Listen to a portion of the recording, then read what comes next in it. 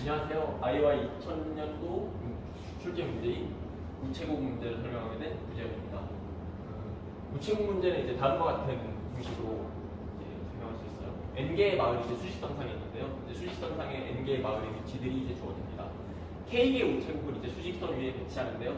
K개의 우체국을 배치할 때 이제 저희가 배치할 때 신경 써야 하는 것은 각각의 N개의 마을에 대해서 가장 가까운 우체국과의 거리합을 최소화해야 합니다.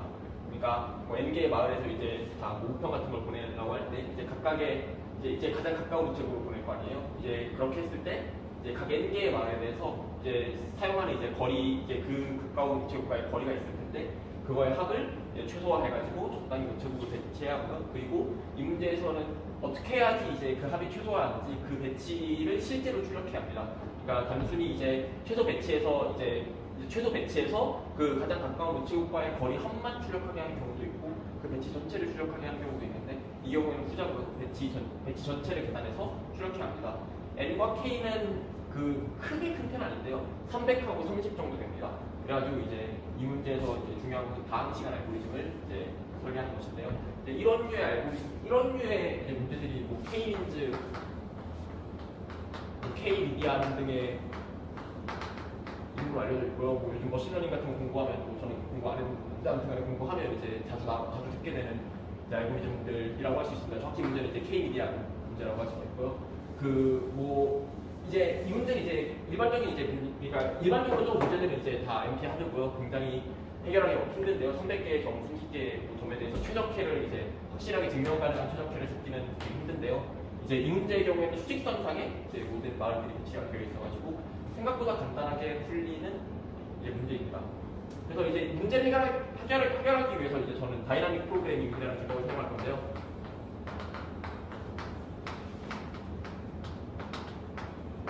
네, 기본적으로 이제 다이나믹 프로그래밍을 사용할 때 이제 저희가 신경 써야 하는 것은 이제 각각의 이제 마을에 대해서 이제 어떻게 문제를 이제 잘 분할해가지고 분할한 문제들을 이제 효과적으로 이제 합쳐 나가서 이제 전체 큰 문제를 해결하는 방법을 계산해야겠죠. 그래서 이제 제가 이제 선택할 방법은 이제 K개의 우체국을 배치하는데요. 뭐 K개의 우체국을 배치하는 방법은 K-1개의 우체국을 배치하는 방법에서 끌어올 이상입니다. 그래서 K개의 우체국을 배치하는 것은 이제 K-1개의 우체국을 배치한 그 어떤 최적해에서 끌어오는 방식으로 이제 다이나믹 프로그래밍을 설계할 것입니다. 그래서 이런 식으로 이제 생각을 해보면 저희가 이제 한 가지 꼭 풀어야 할 문제는 한 개의 우체국을 배치할 때 문제의 양상이 어떻게 되는지 꼭 풀어야 한다는 것을 생각해 볼 수가 있죠. 그래서 일단은 먼저 다이나믹 프로그래밍을 생각하기 전에 K가 1일 때 하나의 우체국을 배치할 때 어떻게 이제 문제를 해결해야 하는지 생각해 봅시다. 그 K가 이제 하나일 경우에 이제 N개의 마을이 이제 수직선상에 이렇게 있는데요. 이제 여기서 이제 하나의 우체국을 딱 배치해가지고 이제 각각의 N개의 마을에 대해서 가장 가까운 우체국과의 거리합을 최소화해야 합니다. 그래서 그럴 때 우체국을 어디다 놓아야 하는지 그리고 어디다 놓아야 하는지를 알았을 때 이제 그때 거리합이 얼마인지 같은 값들 한번 계산해 볼게요. 뭐 다양한 생각을 할 수가 있어요. 뭐 예를 들어서 제가 한번 평균으로 이제 배치를 하려고 할 수도 있을 텐데요. 예를 들어서 뭐 그냥 전체 이제 위치가 이제 x1, x2, x3 뭐 이런 식으로 나오니까 제가 그냥 적당히 평균된 위치에 시그마 xi 나누기 n에다 배치하면 어떻게 될까 생각해 볼 수가 있는데요. 그렇게 잘 되진 않습니다. 예를 들어서 뭐 여기 모든 점들이 몰려 있고 그리고 엄청나게 먼 곳에 하나의 점이 있다고 하면 이제 최적해는 이제 한 뭐 평균이라고 하면 이제 한 이쪽에 좀 몰려있게 되겠죠. 그런데 실제로는 이 점들의 이제 이득만 신경 써주는 게 이득이고요. 이 점은 그냥 멀리서 뭐라고 하는 것이 가장 이제 거리합을 최소화합니다. 왜냐하면 여기서 오는 것도 이제 거리고 여기서 오는 것도 거리인데 결국에 이거를 이쪽으로 당기면 조금씩 거리를 줄일 수 있거든요. 제가 여기에 만약에 어떤 해가 있는데 제가 여기에 이제 하나밖에 없고 여기에 n-1개가 있어요. 그러면 여기에 있는 사람들은 다 이쪽으로 오는데 시간을 사용하죠. n-1만큼의 제 시간이 사용되게 됩니다. 여기 있는 사람은 한 명만 움직이면 돼요. 그러면 제가 이거를 이쪽으로 조금씩 당기면 제가 거리를 조금씩 줄일 수가 있어요. 그래서 이런 식으로 보면 이제 평균 접근은 이제 그렇게 좋지 않다는 거예요. 그리고 또한 평균이 아니라 중간값으로 생각해 볼 수 있다는 것도 알 수가 있어요. 제가 만약에 이제 어떠한 점들이 있는데요. 뭐 적당히 찍었을 때 그 대충 이제 이런 위치에 있다고 해볼게요. 이제 이런 위치에다 우체국을 이제 설치했다고 볼게요. 그러면 제가 이제 얘를 이제 오른쪽으로 옮겼을 때 거리가 증가하는 우체국들의 개수, 그러니까 거리가 증가하는 마을의 개수는 3개가 됩니다. 그런데 제가 이제 반대로 거리가 감소하는 마을은 4개가 돼요. 그러면 제가 거리가 감소하는 쪽으로 계속 움직여주는 것이 하나의 이제 우체국을 이제 선정할 때 거리를 줄이는 방법이 되겠죠.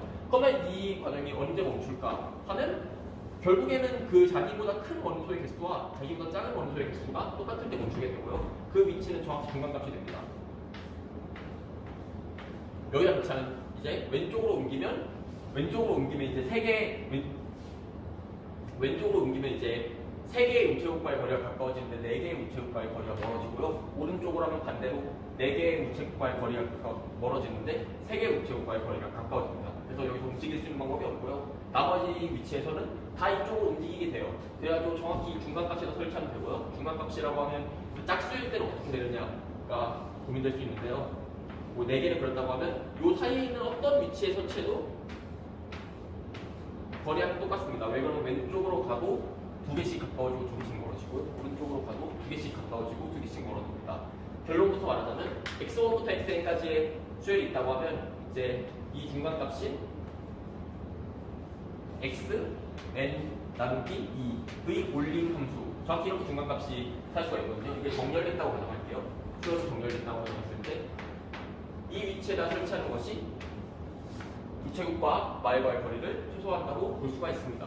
우체국과의 마을과의 거리를 최소화하는 위치를 저렇게 알 수 있으면 저 위치를 가지고 거리를 계산하는 것은 어렵지 않겠죠. 단순히 오더 앤 루프를 사용해서 계산하시면 됩니다. 이제 K개의 우체국을 배치했을 때 상황을 한번 살펴볼게요.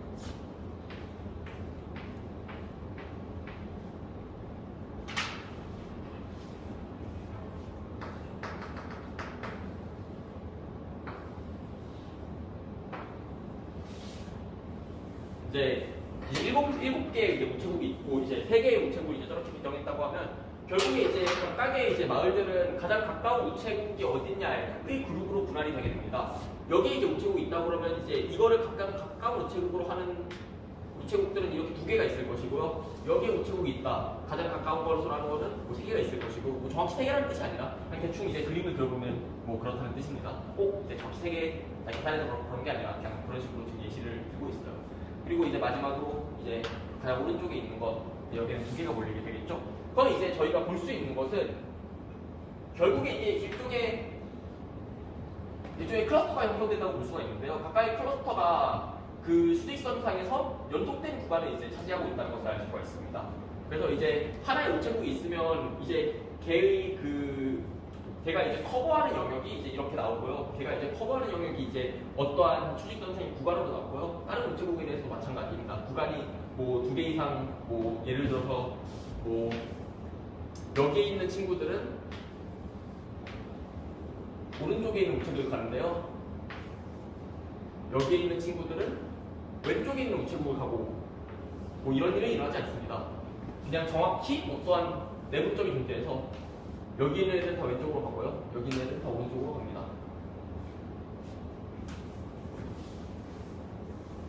그래서 이제 문제를 해결하는 전략은 이제 다음과 같이 할 수가 있어요.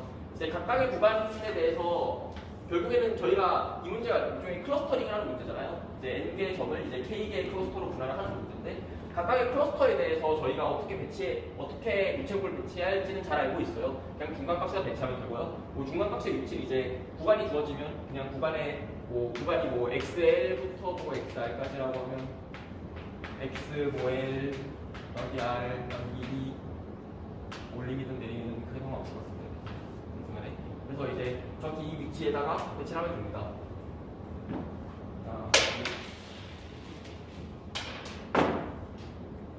내리면 똑같은데 이게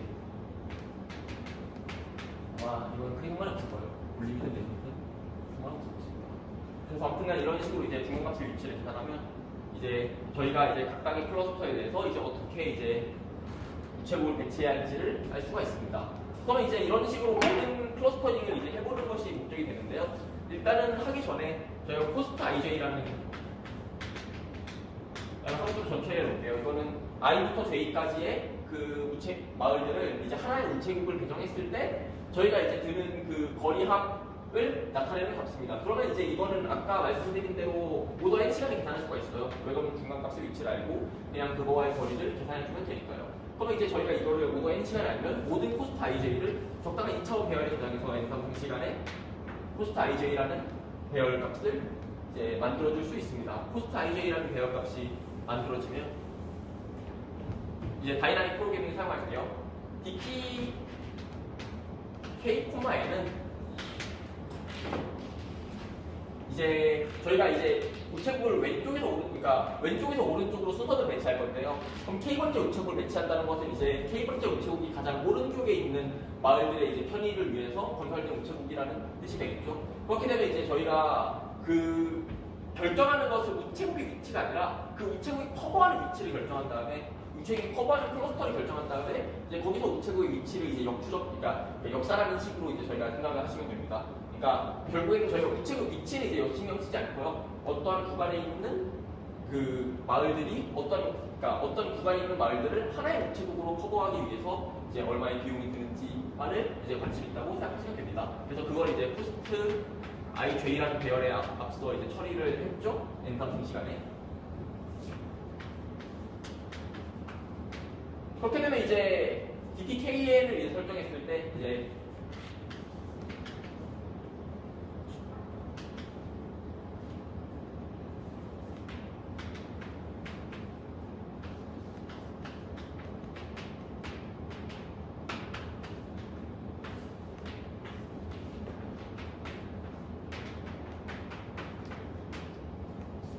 다음 같은 정화식이 나오게 됩니다.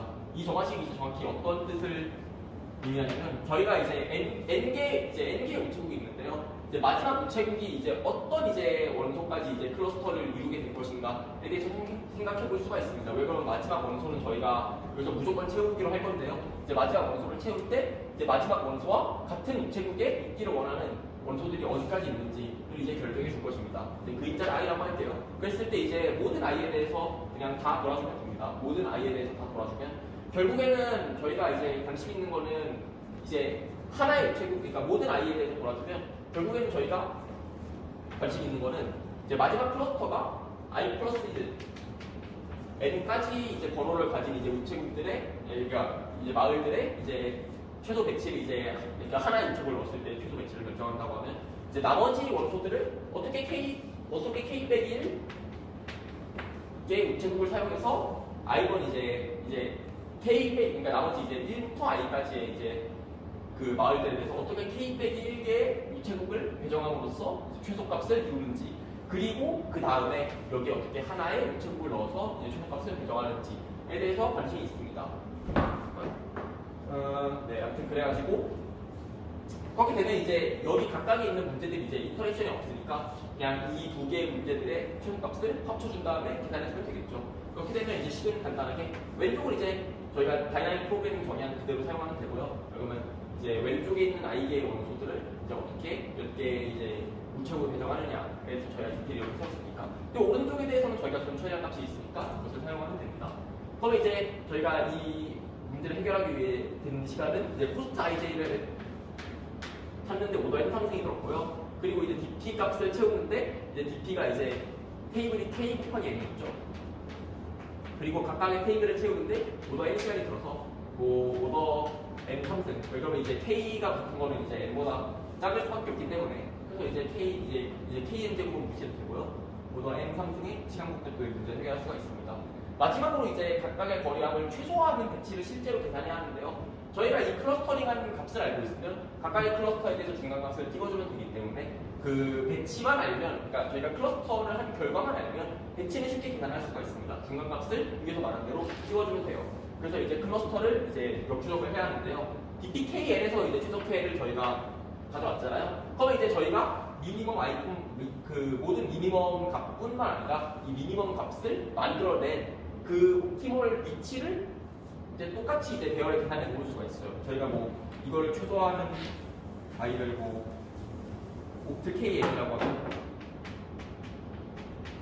그럼 이제 이것도 똑같이 배열의 저장해 놓을 수가 있어요. 그래가지고 이걸 똑같이 배열의 저장해 놓으시면 이제 옵트 KN에서 이제 다음 위치로 넘어가고, 이제 클러스터를 한 다음에 다음 위치로 넘어가고, 그럼 옵트 K 빼기 I에서 이제 또 다음 위치로 넘어가겠죠. 이제 그것이 계속 반복되어가지고 이제 K의 이제 클러스터링의 위치를 알 수 있고요. 그러면 이제 저 최저 위치도 자연스럽게 알 수가 있습니다. 그리고 마지막으로 이 문제는 n로그 n 시간에도 해결이 가능하기 때문에 관심이 있으시면 한번 그런 풀이에 대해서도 한번 보시는 게 좋을 것 같아요.